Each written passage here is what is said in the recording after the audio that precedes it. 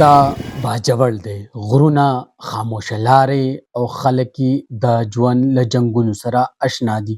دلته خبریالي یوازې مسلک نه، قرباني ده. یو چپ اواز، یوه چغه د حق لپاره.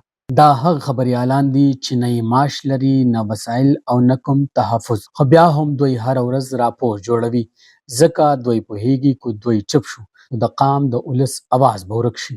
ابراهیم جان یو خبریال و چې د خپلو خلکو غږ جوړ شوی و، خو خپله یې غږ همیشه لپاره خاموشه شو. ډاکټر نور حکیم هغه څوک و چې قلم یې د رنځور حقیقت درملو، خو د ځان لپاره یې هیڅ دوا نشوه موندلی او دوی دواړه شهیدان شو، نه یوازې د بمونو د کبله او نه د هدفي وژنې، بلکې د بې پرواهي، د ریاست غفلت او د خاموشۍ له کبله تورو خاورو ته لاړ. خو د دوی له قربانۍ وروسته هم ځوان خبریالان راپور جوړوي، فیلډ ته ځي او د خلکو ستونزې راپورته کوي. دوی وایي چې شهیدان شوي خبریالان زموږ لپاره د اتلانو څخه کم نه دي. بذات خود زما سره داسې ډېر شی مسلې راغلي چې په ما تشدد هم شوی، ما نه کیمرا او مایک هم مات شوي دي. چینجز دا دي چې عوام د صحافیانو نه کار غواړي. نو د عوامو دا توقع ده چې دا صحافیان به په دې کرپشن سټوریانې وکړي، په دې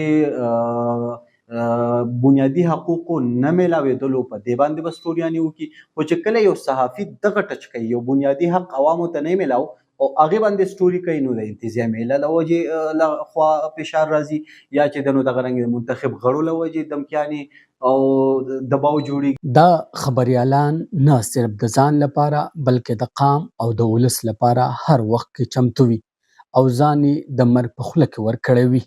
د خبریالانو د ټولنیز بنسټ د خیبر یونین اف جرنالست صدر کاشف الدین د دې په اړه څه دارنګې وویل.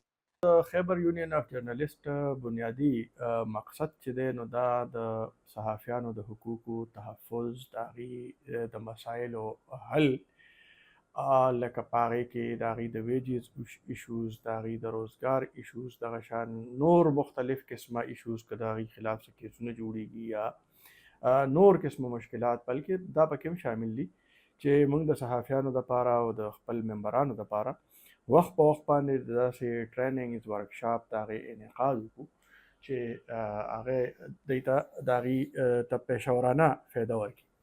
دې نه علاوه د حقوقو د تحفظ په حوالې سره به زه دا ووایم چې موږ کوشش کوو چې وخت په وخت باندې د صحافیانو د فلاح او بهبود دپاره موږ قانون سازۍ کوشش هم کوو او په هغې حوالې سره موږ د حکومتونو سره په رابطه کې یو او دغه شان د صحافیانو په ضد باندې که څه قوانین جوړېږي نو موږ د هغې مخالفت کوو.